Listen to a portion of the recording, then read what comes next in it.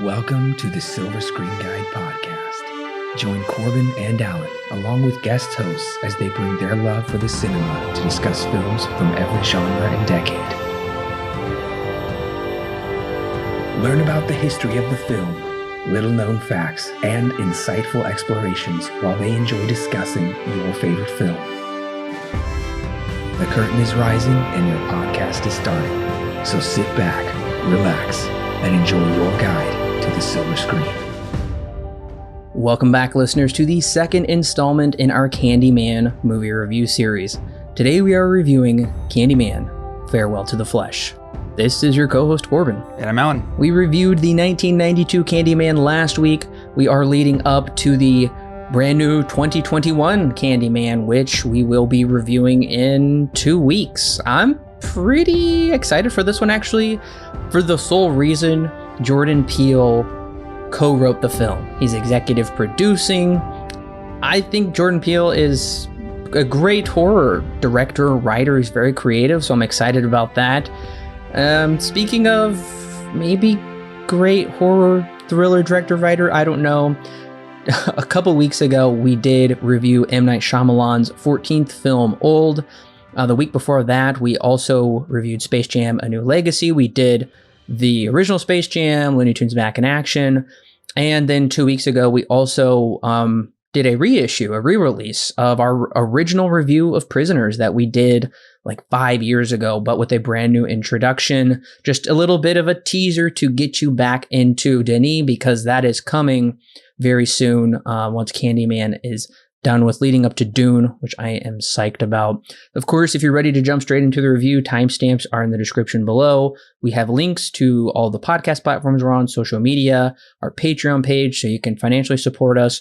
But no matter where you're at, go ahead and leave us a 5-star review and a short written review, which really helps us as well. So the original Candyman is, well, it's a cult film at this point, right? A lot of people, especially those who like cult horror, probably know or have heard of the movie called Candyman.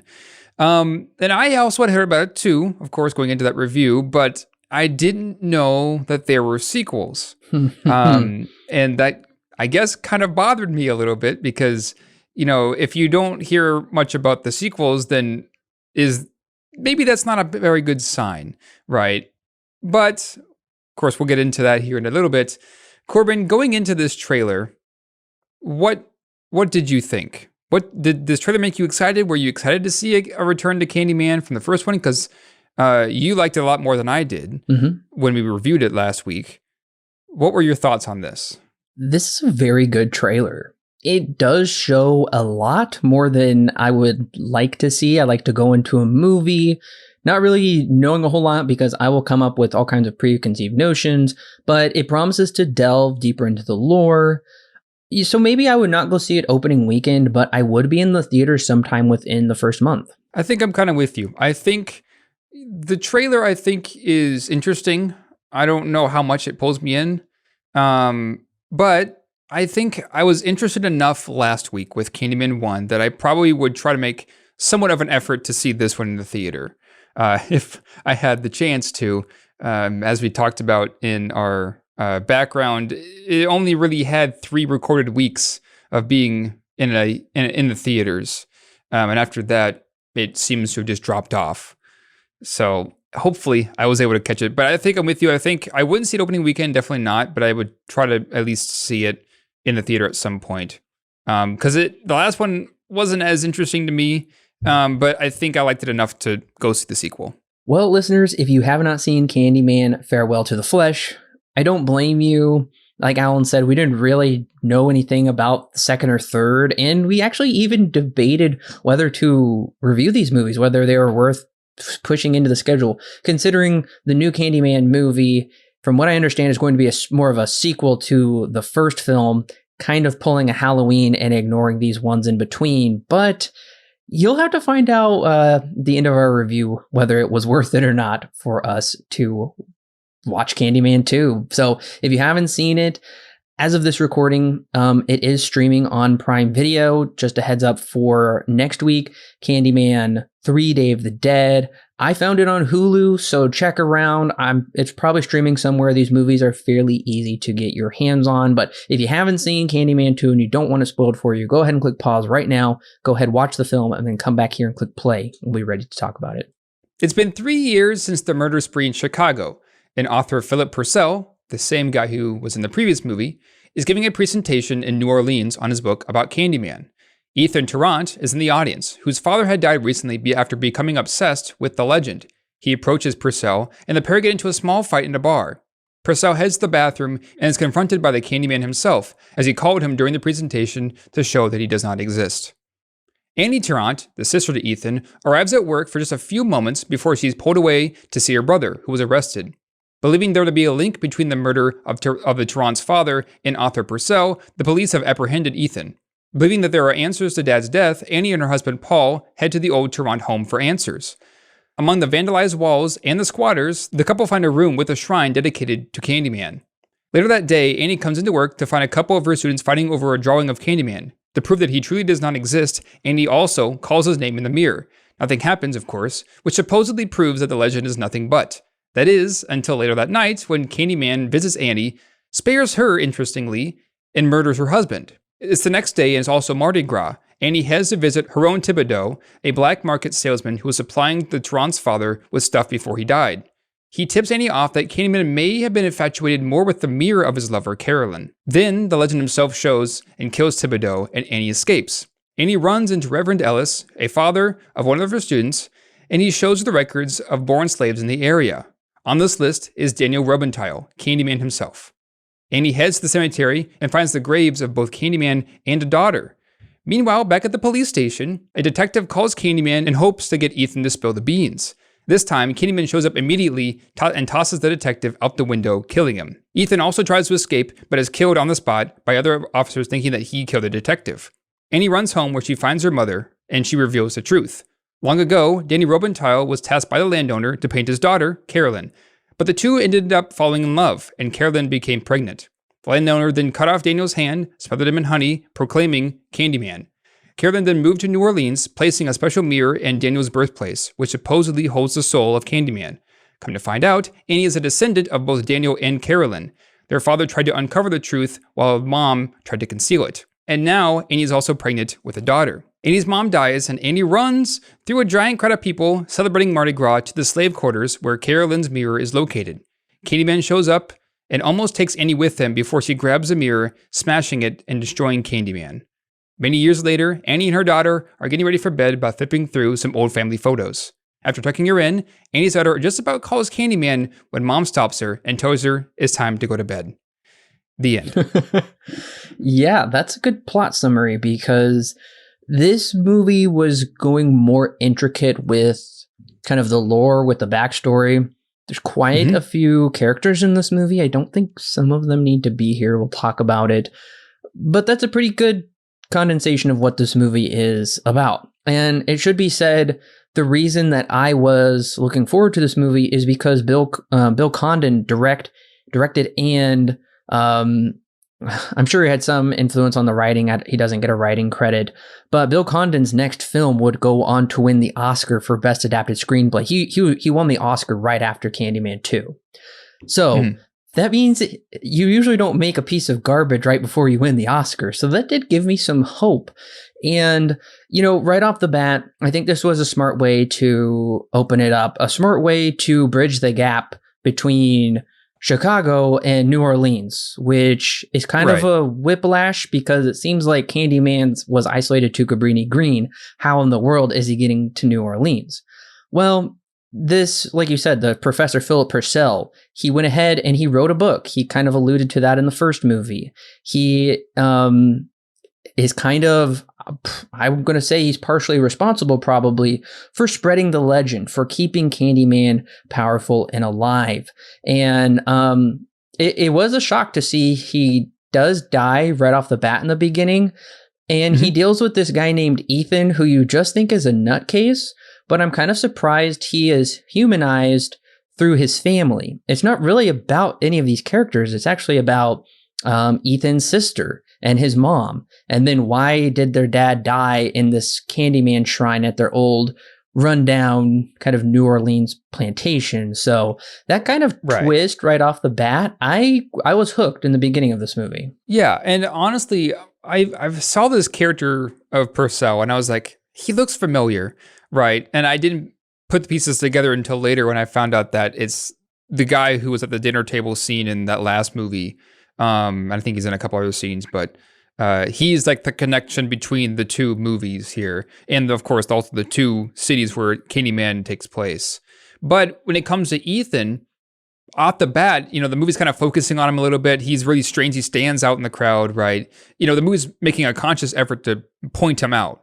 So my mind immediately went to, since this is a Candyman movie, and he's in a presentation about Candyman of, the book that Purcell wrote, immediately I went to that, okay, this Ethan has also kind of went down somewhat of the same path as Helen in the previous movie, where he's just kind of become consumed with this legend of the Candyman, and he's here to eventually kill Purcell. I guess to a certain extent, I was sort of right. It's more of, Ethan is here because he wanted to talk to him about his dad, who actually became obsessed with the legend of Candyman. But in reality, it's Purcell himself who ends up, causing himself to die because he's the one who summons Candyman as trying to prove that it doesn't exist or whatever. But it does, bring up the question right at the beginning is Ethan, liable for his father's death, or is he not? Of course, his character kind of is a little bit weird, and we'll maybe talk about it in a little bit, but it does have an interesting opening. I think I'll agree with you there. The other thing that very much surprised me about this opening is we actually get Candyman's name right off the bat when we have never known his name before, Daniel Robitaille. Ethan says it right off the bat, almost so nonchalantly. It took me by surprise, but that tells me that they're not really going to be pulling punches with this movie. And to me, it shows they're already going off of the audience having a knowledge of the first movie. They hopefully will already know who Candyman is. And I'm glad we really don't have the Jaws effect where we're teased this whole movie with Candyman, because he shows up probably at the end of the first act is what I would say, about 36 minutes into the movie. Annie's husband is murdered by Candyman, which I found to be pretty shocking, how they're really not going to be pulling these punches. And the crux of this movie is focusing on what in the world kind of relationship does Candyman have to Annie, to her mom, to Ethan. And I think I really like the casting choices. Kelly Rowan, I know her from the OC. I watched all 4 seasons of that. Veronica Cartwright has been in Daniel Boone. She's been in Alien. She's been in tons of stuff, and I always think she does a great job. So I gotta say, I think they went the right direction with this plot. I'm glad we're not picking up with Helen with the hook and the burned bald head, and she's the new Candy woman, I guess. I'm glad we're not going there.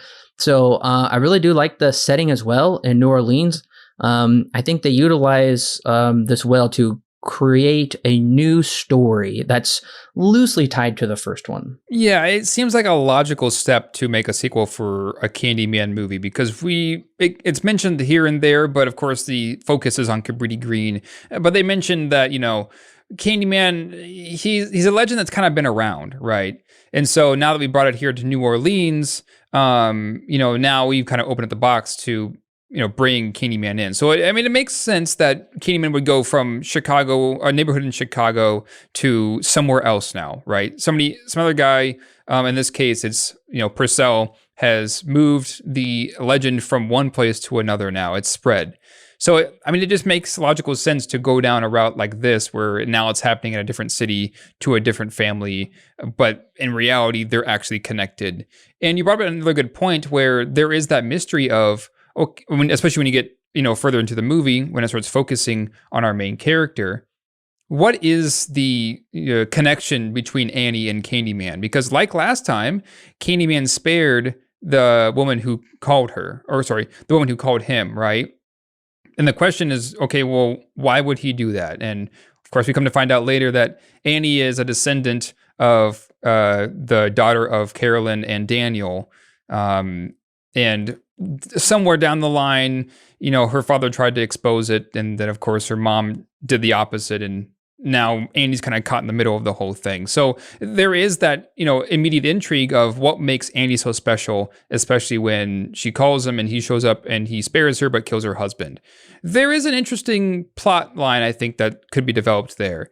And of course, it spends the rest of the movie more or less following Annie as she's going nuts, following the same path as her father, more or less, to uncover what happened to her father and then also uncover what the connection is between Candyman and this family. It does, I feel like, take a little bit of an idea from Halloween 2 when Carpenter and Deborah Hill conceived of the idea of what if Michael Myers is Laurie Strode's brother. And at this point in the movie, we come to find out, well, at a certain point towards the latter half, Candyman is the, I think, great-great-grandfather of Annie. It's a little confusing how many greats there are thrown in there, but I did find that interesting that she comes to find out that in some ways she is partially black. She had a black ancestor, that she is the granddaughter of a love child that wasn't accepted back then. And so I find that to be interesting how they play with that. And her mom seems to know about it, but she wants to hide it, and that is just causing all kinds of havoc. And Candyman is saying, I am a part of your ancestry. I'm a part of your family. You can't hide it. I'm never quite sure what his motivations are in any of these movies, really. What he wants to do with these women once he kills them.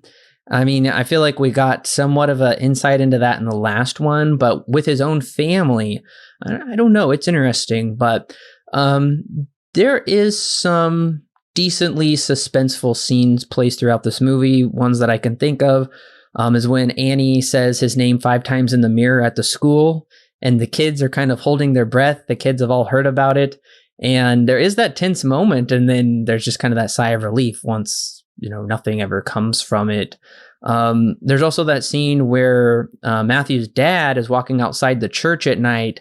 I feel like they really captured New Orleans very well. It definitely feels like just a real city. It feels very kind of gritty. And there is this kind of cloud hanging in the air that it's Mardi Gras and Lent is coming, and Lent is supposed to be a time of fasting. It's a Christian holiday, but right up to that is let's just call it the sinful time somewhat, a very gluttonous time. Kind of, it's Candyman's time where he can really take advantage of a lot of debauchery going on in the city. So I did really like that it was New Orleans. It's a little cliche to have it be back at the house. This is the house where whatever name is Caroline. No, not Caroline. She's in the third one. You get what I'm saying. Just like Halloween. Yep. Yeah. I want to go back to what you said at the beginning, because what I find to be interesting with Candyman in this movie is that, and I guess it also is the same for the previous one, but for specifically Farewell to the Flesh, the Candyman is more or less like an embodiment of hatred and evil, right? You see that he grabs the mirror when he's about to die and looks in it, and I guess the mirror becomes the thing that holds his soul or something like that. It's not really well explained, but that's what I kind of read it as, is the mirror is the thing that holds Candyman. And so when it gets to the connection with Annie, right, you have that, well, she's of course a descendant of Carolyn and Daniel, right? And so I think it's that, are you going to let your lineage define who you are, even if it ended in a way that was not so great? Or are you going to be able to look past it? I think that may have been something of what they were going for, and that Candyman is kind of there to be that representation of, the legend that he is under, right, is built off of that hatred. And it asks the question, is Annie going to go down the same route as her father, where she becomes so consumed by this legend that it ends up killing her, right? And for the most part, she goes down almost the same route until the very end where she breaks free of that thing and is able to break free, of course, legitimately or actually breaks the mirror and destroys the Legend of Candyman. I think it's somewhat interesting where they take Candyman in connection to our main character. It's also kind of muddy how it ties into Mardi Gras and whatnot. I think it's decently interesting to me, that whole connection part of it. Yeah, and I will say this plot, I think this probably should have been the main Candyman plot. Like, this should have been the plot of the first movie because there's far more of a personal connection. It's far more logical. It never quite made a whole lot of sense why Helen was, going down this route of obsessing over Candyman. And then at the very end, there's kind of this weird twist that it was kind of her that he fell in love with 150 years ago or whatever. And she kind of sees her painting on the wall. That's never brought up in this movie. That's never further played upon, that Helen has any connection to this family whatsoever. But I will say I am glad they did this. I do feel like it's a smart plot, even though we kind of have already seen this with Halloween 2. The whole Mardi Gras thing doesn't quite work. That is kind of one of my negatives, is we get way too much voiceover throughout this movie of the Kingfisher. We'll talk about it. Of Kingfisher going on and on about Mardi Gras. Seen that in other horror movies. I'm pretty sure they do that in Halloween 6. I blocked that movie out, but I think they did. I don't know. But yeah, I think you're right. I think the setting of not Mardi Gras, the setting of New Orleans is interesting, right? Because before it was set more in like the city, right? So you get a lot of city shots. And this one, you get some, but most of them are I felt, are more inside, right? Last time, partially true, but there were a lot more city shots. This one's a lot more varied. And you also have, the visuals, a lot of interesting religious visuals when it comes to people dressing up for Mardi Gras, almost like it's something like from The Purge or whatever at times. But there are some interesting visuals here where, when it comes to our setting being set in New Orleans, of course, is known for Mardi Gras. And so they get to play with something like that. So it does add for some interesting visuals at times. Again, what the connection is really to Mardi Gras is kind of muddy in this movie, but at least, they're trying to go for something interesting here instead of staying with the same city setting like we had with the last movie. Now, all of that being said, I hate to say it, but I do think the main thrust of the mystery isn't terribly gripping. I think in some ways it is still intriguing, but it's hard to make a full movie out of that when I figured out fairly early on that, this has to be Candyman's original home, or this is the origin. This is the true origin, and they're going to be related somehow because I've seen all the Halloween movies, and this is also making me think of Halloween 4, where it's his niece who is kind of the killer, and they share some similarities between that. So partially, I think it's kind of gripping, but I also think they can't quite sustain it. Like, we do get a lot of Ethan in the jail getting harassed by people. We get Annie kind of wandering around the city sometimes. Ultimately, I feel like after a while, I already kind of figured it out. I feel like they need to bring it up a little bit sooner that this is her relative. So I can't say I was incredibly gripped with the main plot or mystery. Yeah, no, I'm with you. I pretty much predicted right when Candyman showed up and then spared Annie, I said, okay, so my guess, because I remembered that last time Daniel and or Candyman and Carolyn, they fell in love, right? That's the whole story behind it. I had a feeling that, okay, well then they're connected somehow. What is she, some kind of like descendant, of the love between these two characters? Yeah. I got that pretty much the scene right when Paul died and she was spared. I was like, okay, so my guess is there's a pretty big connection here, and of course I was right. But I think I'm with you. I think for me at least, the story here, while I think it has an interesting foundation, I think the bigger problem with it is that it's just too predictable. Because again, I pretty much predicted that there is going to be a connection here. Maybe there's from the daughter or whatever between Annie and her family and Candyman and whatnot. Of course, there's a connection. Is there really going to be like a familial connection here? I predicted that pretty early on. And for the rest of the movie, it isn't a very good mystery, I would say. And it feels like things like Dad went down the route of getting into black market deals and whatnot, and she talks to a guy he worked with, and she in one night goes like 40 different places and stuff. I feel like the mystery here is just not told very well when it's all said and done. I think the foundation's pretty good, but as an overall package, I think it kind of falls flat. I do agree with that as well. Yeah, especially getting into some of those subplots where she does visit that black market dealer who also sells snow cones. That didn't really seem totally necessary. It didn't really go much of anywhere. I'm not quite sure what she even learned from that conversation. Now, maybe she did. It just didn't seem to make much of an impact on me. Now, that would have worked if we were doing a Candyman versus Pinhead movie, which I think would be awesome. Now, that would have made sense if she was trying to find the box or something from Hellraiser. But that idea is nowhere near in this movie. I was just brainstorming how that would have made more sense if we were doing a crossover type movie. But we're not. Right. We're also the subplot of Matthew doesn't really seem to pay off. There really isn't much of a point to that. That is brought up how he draws pictures of Candyman. His dad's a pastor. He kind of has like a little shrine to him. He disappears. He's found in the house. I think he disappears again.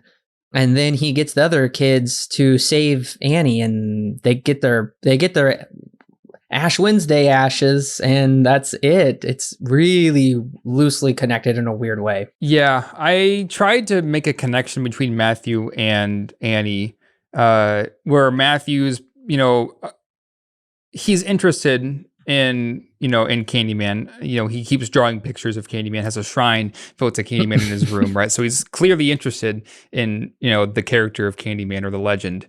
Yeah. And then, of course, Annie just falls into this trap by accident one day. So there's a connection between the two of them somewhere, right? They both are infatuated with Candyman, and they both are, I guess, somewhat spared by him, I suppose. Either way, there's some kind of connection there. But you're right. This, along with, I think, a few other things, there's just like not enough there to, I think, justify the addition of Matthew.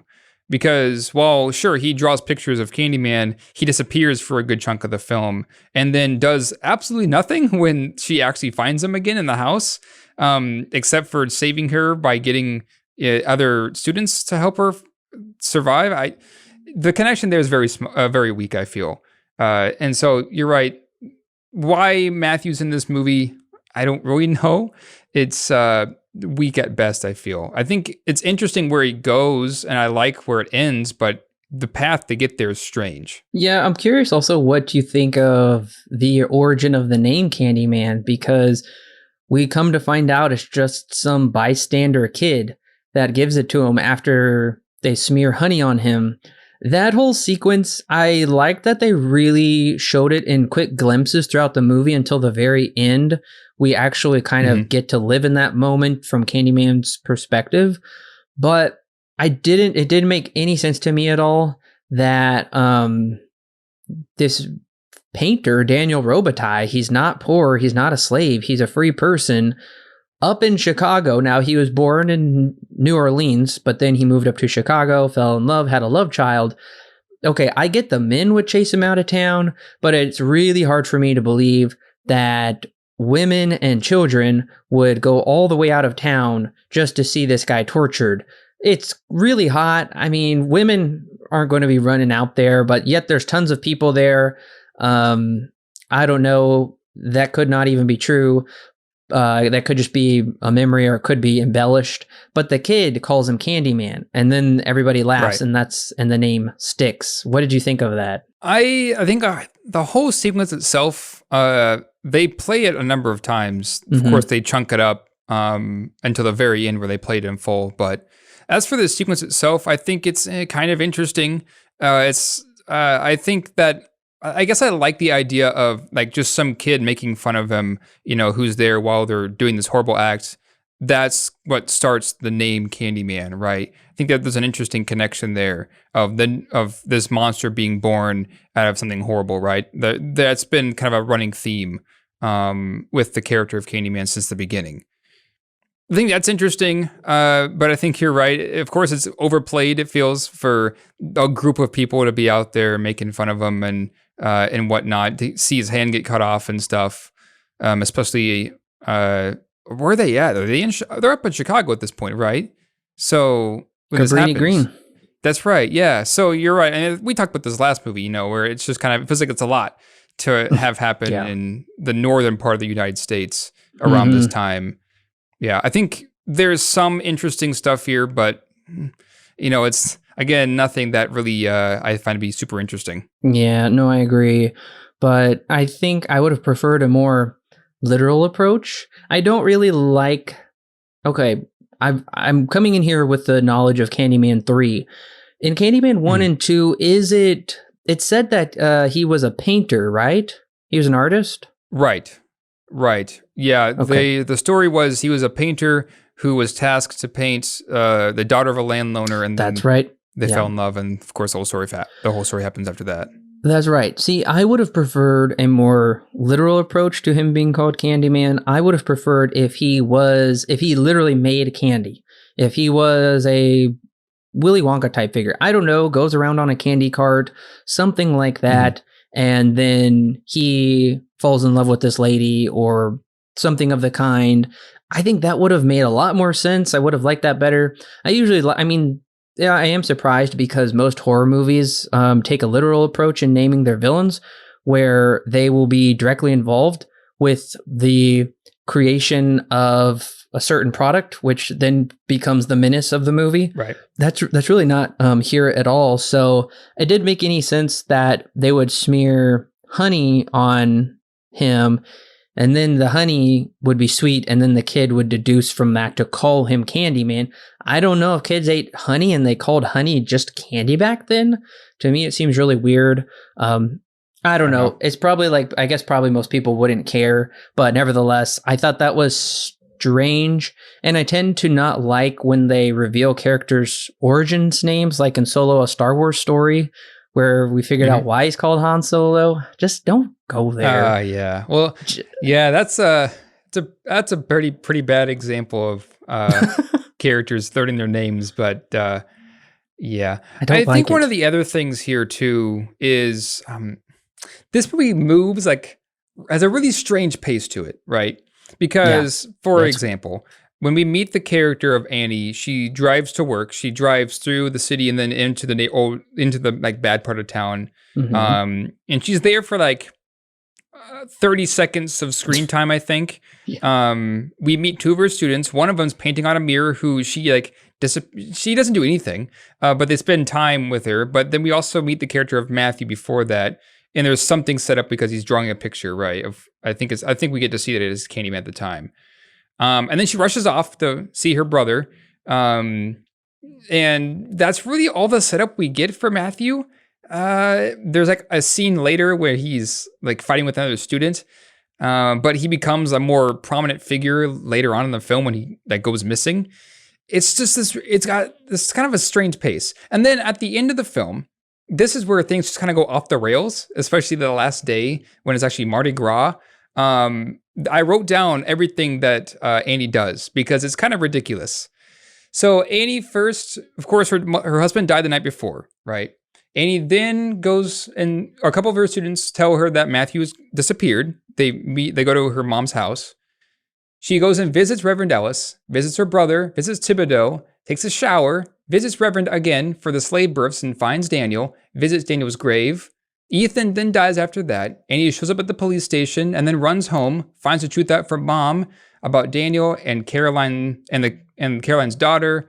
And the mom dies. Then she runs to the old house and finds Matthew. And then she runs to the slave quarters and fights Candyman. Like that all happens in one night, right?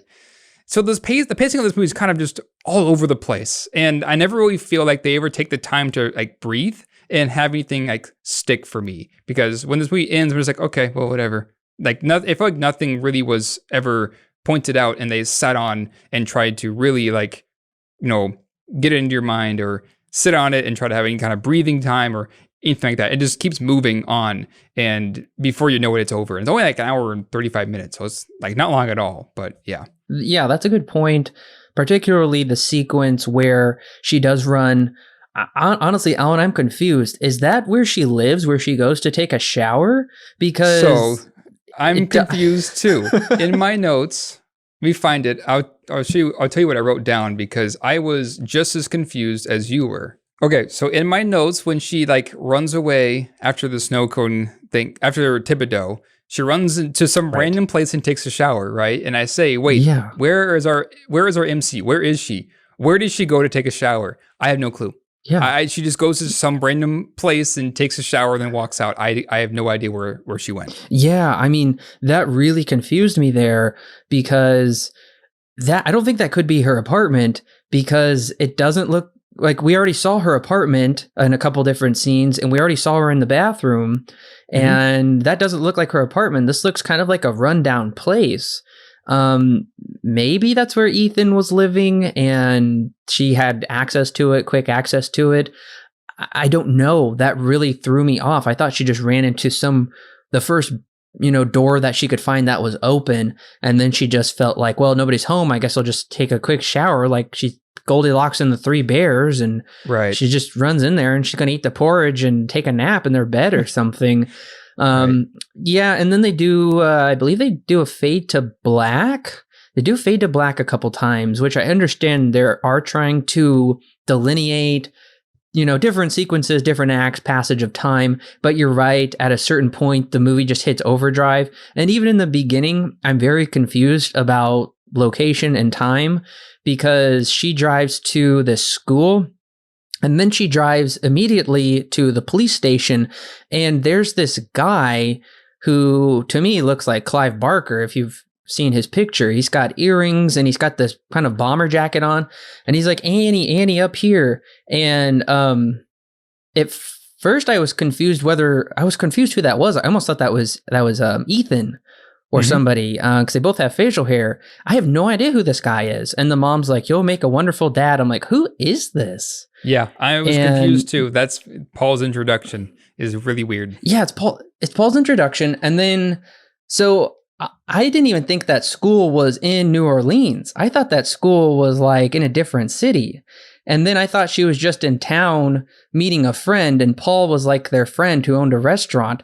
Come to find out, he's her husband. And that really shocked me. I'm like, what? He's her husband? I was like, how was that established? That was a terrible establishing connection.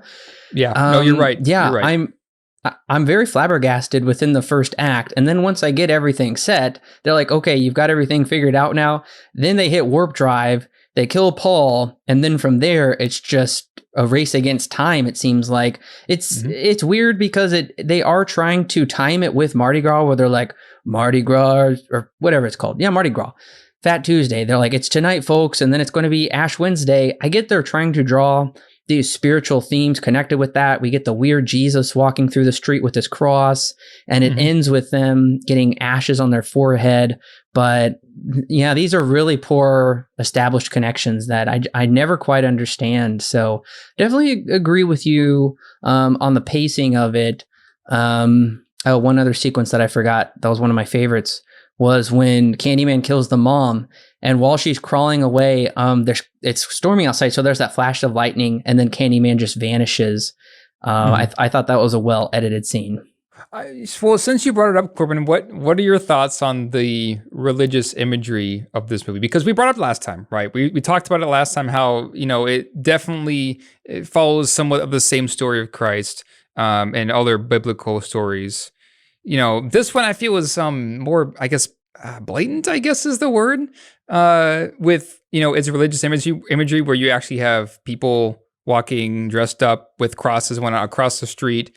I think last time there were a few crosses here and there. I think they cut to stained glass window a couple of times, if I'm not mistaken. But again, I think the religious imagery here is a lot more blatant than last time, I guess is the way I can put it. What are your thoughts on it? Because I don't know how much of a connection I understand is here. It's a weird one, to say the least.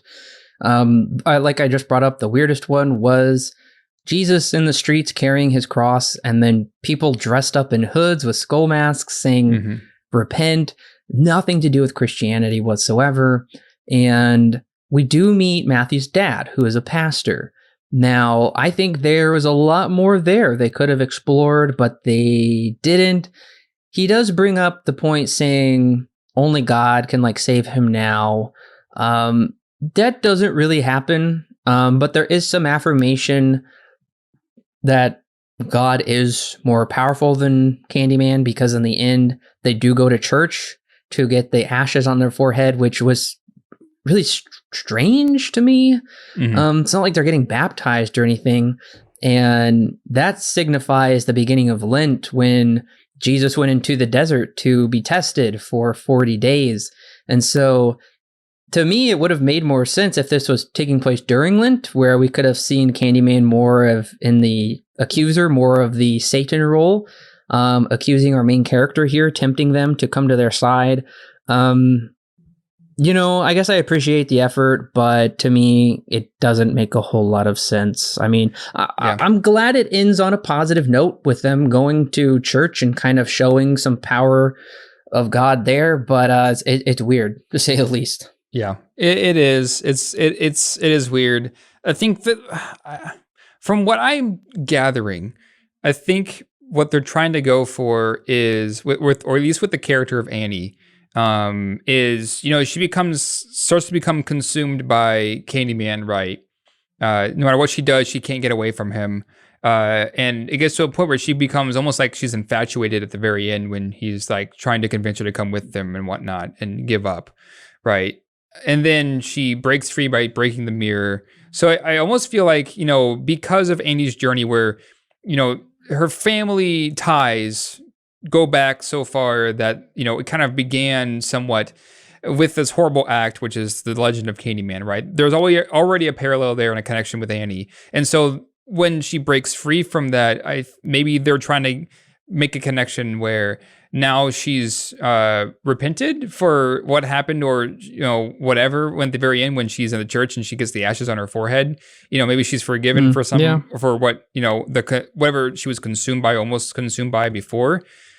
But you're right. The connection overall still is it's weak. I feel I don't necessarily understand where they're trying to go with it, because there's more than just that, right? It's all over this movie.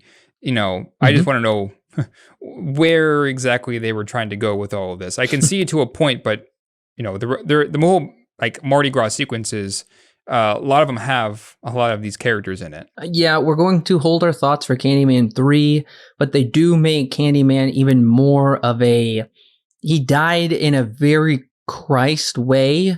You'll see what we're talking about in the third one. They changed his backstory, actually. It's very weird. But interesting. Yeah, you'll see. It's surprising. But but nevertheless, I was hoping they would have made Candyman more of a sympathetic character in this one.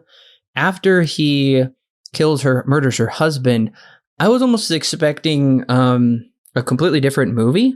I was expecting him to be more of like the Ghost of Christmas Past, and he was going to take Annie back to the past, and we were going to be exploring his past, and we would come to see that he was just this sympathetic guy that was totally wronged, and she would come to be more so on his side and understand why he has lived to kind of be this menace. And I thought clearly we didn't go down that road at all. I thought we were going down a completely different road, because he talks often like, come with me and understand your history and see my side. And I'm like constantly waiting to see all this, and it never really comes up. So except there is those flashes. She gets those visions.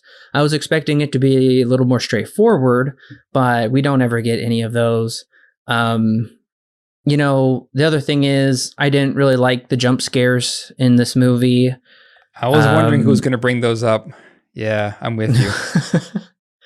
I don't like them. I'm with you. Jump scares are awful. Makeup effects are terrible. And so is the CGI. If you can't do it right, then don't do it. It looks awful. If you listen to the background, you know that the Toy Story also released the same year, and these effects are, they're not good. They only use it for one scene, but oh man, does it stand out. But back to your jump scares too, Corbin. You're right. And luckily, I think they disappear after about the halfway mark, but there's a lot of fake jump scares. Like to a point where it just makes no sense why they would even try to make it a jump scare. For example, when they go to visit the old house and there's squatters and whatnot in it, Annie walks off to go look at something. Paul is left in their room alone after he twists his ankle. And he walks out onto like the deck, and then she goes up and taps his shoulder, and that's a jump scare of her tapping his or pulling him, trying to get him to turn around. Right? It's like, why in the world? Why would they try to make a jump scare out of that? They do it so often in the first half of this movie. It's almost ridiculous. Luckily, they chill out a little bit in the second half.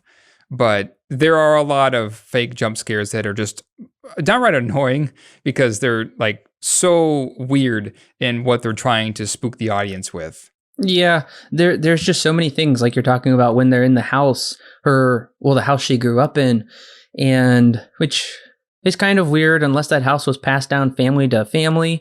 It's been enough generations that I'm a little surprised they were still there, and then they moved for some reason.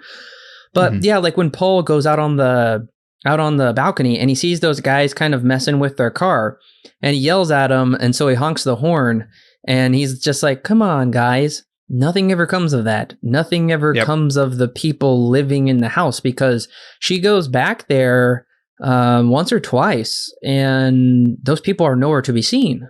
They don't have anything to do with the plot. It's just really weird. Also, the Detective Ray, he is a one-dimensional bad cop character, just a really dumb character who is just over-the-top aggressive with Ethan. He just like makes it his mission to take him out. He also thinks he's really slick. I don't understand why his character is in there. I've already brought up the Kingfisher's radio monologues are way too much, and they don't build atmosphere at all. I ultimately just kind of find them to be annoying at a certain point. So there is just stuff in this movie that doesn't make sense.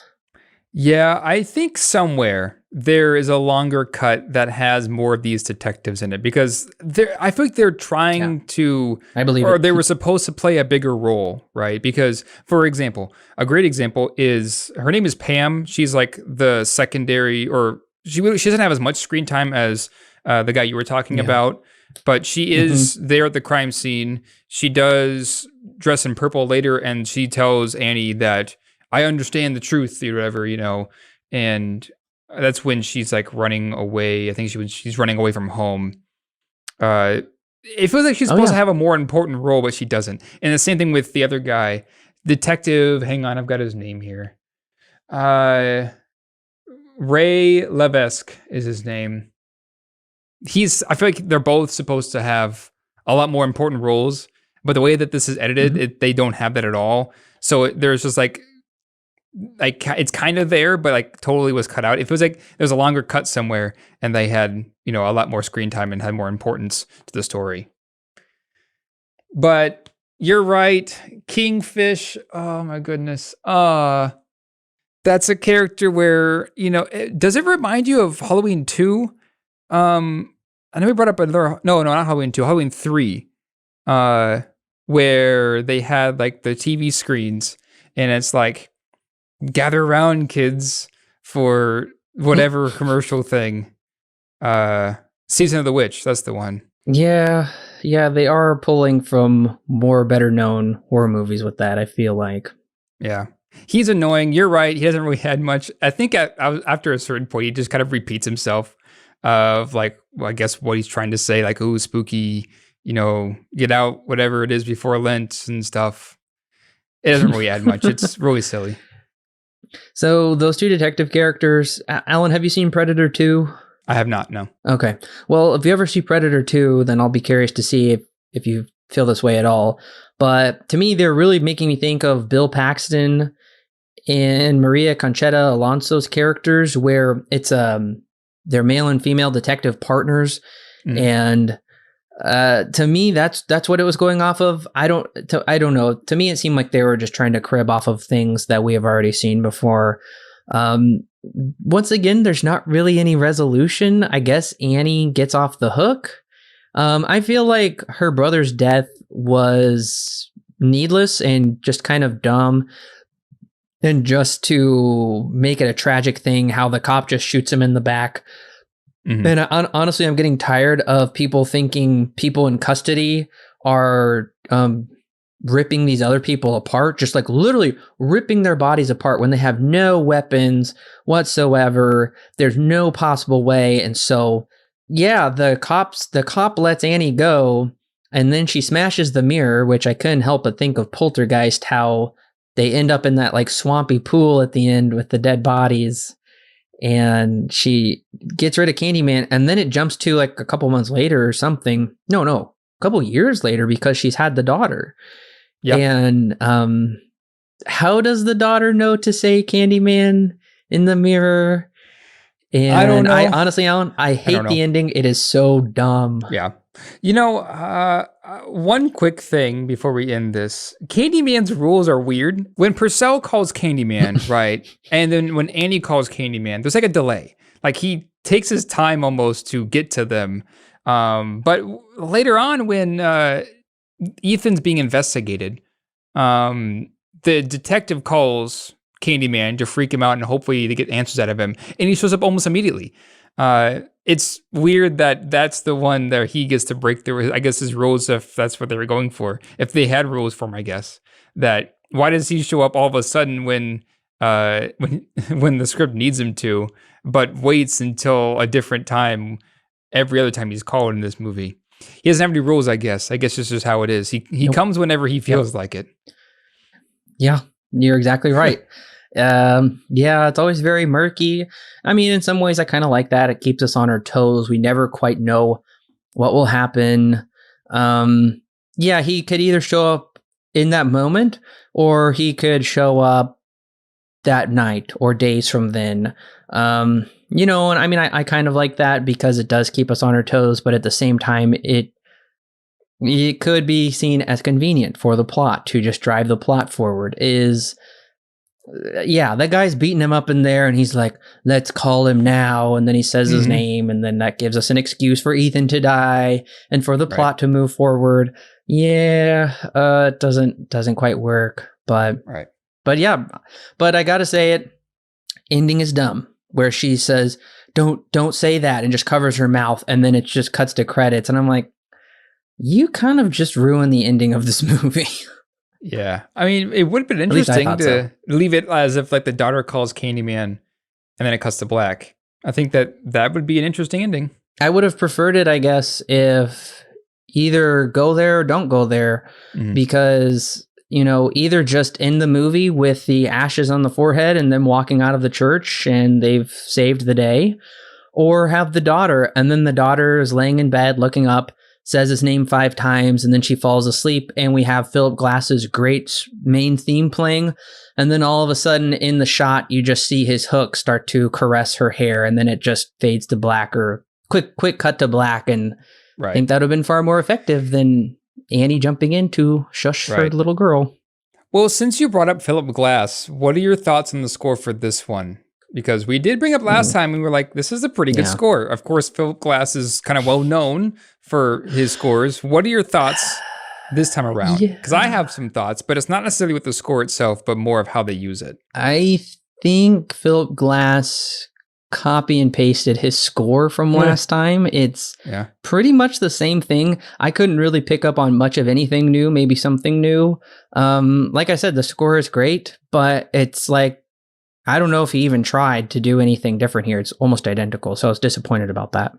Yeah, I agree. I think, but like I mentioned, how they use it is different story. I think it's a good score. It sounds good. Hmm. It's just it's used so often. Like I don't think there's hardly a scene that goes by in this movie, or hardly anything. Like there's hardly a moment of silence in this movie. It feels like music is almost constantly playing in the background, which after a while It's true. kind of gets really annoying. And like I mentioned, there's Yeah. never really a moment where it feels like this movie's given time to breathe. I think part of that is due to the fact that the score is just constantly playing in this movie. So while it is good, it is from Philip Glass after all. They don't stop. They don't ever give this movie time to breathe. They don't ever like to have, I guess, a quiet moment. And it kind of ruins the score for me, honestly, because I just keep playing it over and over again. Either the same main theme or just if it's like, something else. It's just, there's always something. Yeah, it doesn't do anything to really create any kind of mood or atmosphere like I felt the first film really did. It was a very different feeling. And oftentimes it was very pondering, just these static shots looking at our lead. Here we don't really have that, unfortunately. I also feel like there is that scene of Annie painting like a self-portrait or something. Candyman was a painter as well, but that's not really brought back around unless it's just to show that she has her great great grandfather's genetics for painting running through her or something. It doesn't, like I said, like you said, good foundation, just everything on top of the foundation is kind of on roller skates. It's struggling to stay upright in some Right. ways. But Right. with that, Alan, I'm curious where you're going to go with this one. What is your rating and recommendation for Candyman Farewell to the Flesh? Candyman 2, I think at the end of the day, it ended up being more of a annoying experience than anything. Mostly with just a couple of small details that just egg me for when it runs on for an hour and a half. The constant music, Kingfish that keeps coming back, that really doesn't add much to the movie. Those are the two probably big things that are just like annoying, right? Not that big of a deal, but they are annoying nonetheless. But like we've been talking about, while the foundation of this movie is interesting, and could build to something much better, I think that they built the house out of rotten wood, and it pretty easily falls down because after a certain point, it feels like nothing is really taking the time to really develop. Things just constantly are on the move. We never really stop to take time to really build any kind of atmosphere or really build any kind of character. There's nothing. It feels like we're moving so fast. We're moving so constantly that the story kind of goes by as a blur. And before I knew it, it was over. Not in a good way either, because I don't think I'm going to remember this movie tomorrow when we finish this review. I don't think it's a very good movie. I think that there's a better film in here. I think that maybe if there was too much cut out where now it's just taken away too much and the story we got is unfortunately a hindered experience. But I don't think overall that it's a very great film. I'm going to give it a 4. I'm going to give it a not recommend. But I think that, had it been in the hands of a different director or a different editor, maybe there would be something else to pull from this. But from what we get, there's not much. Candyman Farewell to the Flesh surprised me. In some ways, I was expecting something good because of Bill Condon directing, knowing his next film would win him the Oscar for Adapted Screenplay. But in other ways, I was expecting something not great. Well, I kind of land in the middle. I really like Kelly Rowan and Veronica Cartwright and the twist of their secret, tragic family history. This is a smart direction for the sequel to go. I really don't want to see Virginia Madsen running around slashing people with her burned bald head. I appreciate the first film is still canonical but smartly steers away from the Lyles and into Candyman's backstory, bringing up the question, where are his descendants now? There is some good direction, creepy atmosphere, and semi-smart defeation of Candyman, but I just didn't find this plot to be particularly compelling. I really didn't need another entry, and this sequel doesn't quite justify its existence. Don't get me wrong, this is better than I was expecting, but it just can't live up to the original or do enough to carve its own place. Candyman Farewell to the Flesh receives 5 stars out of 10, with a mild not recommend. Yeah, it kind of seems like we're in agreement. I think you said something that I guess I didn't say. But you're right. I think that it's a sequel that isn't exactly necessary, it feels. It doesn't justify why it needs to exist. So I think you're right on that one too. But the question remains, Corbin, even though you didn't recommend it, would you buy it on Blu-ray? Because I think I sniffed that you might. You know what? I might, but it would have to be very cheap. I mean, I'm talking sub $5. I think there is enough here that I might return to it someday, and by might return to it, I probably won't return to it, but there is still that possibility. I think Candyman 1 and 2 work well enough together. Mm-hmm. Now, very mediocrely in that sort of way, but for me, I might get it, but honestly, it probably won't happen, just being honest. Gotcha. Yeah, I probably won't end up buying it. It would have to be real cheap, like somebody gives it to me and say, here's a Blu-ray, then I'd probably take it. But yeah, I can't say that, can't say that I would be really out looking for this one at all.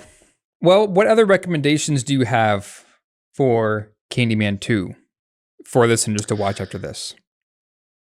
So what I was kind of thinking of throughout this, it was giving me vibes of Mike Flanagan's The Haunting of Hill House, which is a Netflix TV miniseries that came out a couple years ago.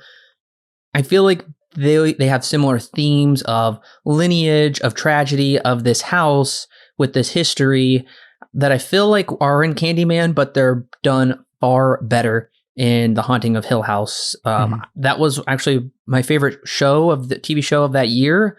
Definitely check it out. I do own that one on Blu-ray. It's great. Gotcha. I'm going to say, I got a couple. Halloween 3, I'm going to say, which is, I forget what our thoughts were on that. We reviewed that a long time ago. But Halloween 3, I'm going to say. I guess I'm going to spit out Nightmare on Elm Street. This still, I guess we didn't really bring it up, but it still has, or the first one had some 80s horror vibes. This one kind of still has that, but Nightmare on Elm Street is somewhat in the same vein, so I'm going to recommend that as well. All right, listeners, well, the question after the show is, with the threat of Candyman, and you could only live in Cabrini Green or New Orleans, where would you live? And you could only pick one. I feel like New Orleans would have a lot more space than Cabrini Green, because it's subject to a whole city and not just a neighborhood. Yeah, I think that too. New Orleans looks a little more fun than Cabrini Green. Cabrini Green was pretty much gangland territory. It was pretty scary and extremely run down. Whereas this, at least in New Orleans, it seemed to have a little bit more character, a little bit more culture that was interesting. Right. All right. Well, Corbin, thanks for joining me. Sure thing. And listeners, definitely want to stay tuned because we're going to be continuing this Candyman retrospective leading into the release of Candyman 2021. But before we get there, we have to record Candyman Day of the Dead. So that'll be next week, and you don't want to miss that. So we'll see you then, listeners.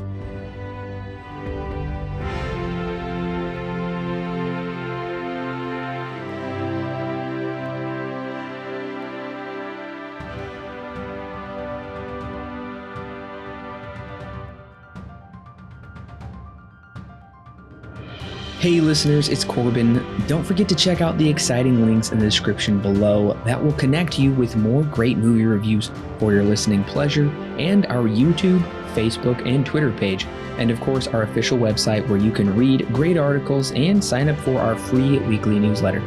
Also, if you want exclusive bonus content such as extra movie reviews, movie commentaries, and our thoughts on the latest movie news and trailers, plus more, then check out our Patreon page. It's a great way to help keep this show free, and it gives you great content that's yours to keep. All of that and more is found in the description below. Don't forget to subscribe whether you're on YouTube, Apple, Google, or Stitcher, or your favorite podcast service. And while you're at it, please leave us a 5-star review so other movie lovers can more easily find our podcast. We love talking about movies, and we love talking about them with you. So don't forget to share with your friends and family, and we'll see you next week, listeners.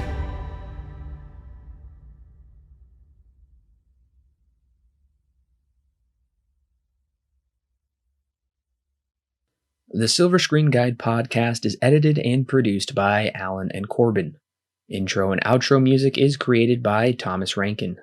The thoughts and opinions herein expressed are those of the individual and do not necessarily represent those held by Silver Screen Guide. Silver Screen Guide is not affiliated with any company or individual involved with the creation of this movie or TV show. No portion of the podcast may be used without express written permission from Silver Screen Guide. I'll tell you what I wrote down because I was just as confused as you were. I suppose shower right. The first two times he's called, which is from Purell? Is that his name? I don't know why I'm second guessing myself on this. Who's Purell? The author's name. Pretty sure it's hand sanitizer. Purcell. Oh. All right, you don't have to include this, but I did check out your score for Halloween 3. Yeah? I think it's like a 1. It's a 2. It's a 2 out of 10. 2, okay. All right. That's about right. That's about right. Just so you know, since you were wondering about that.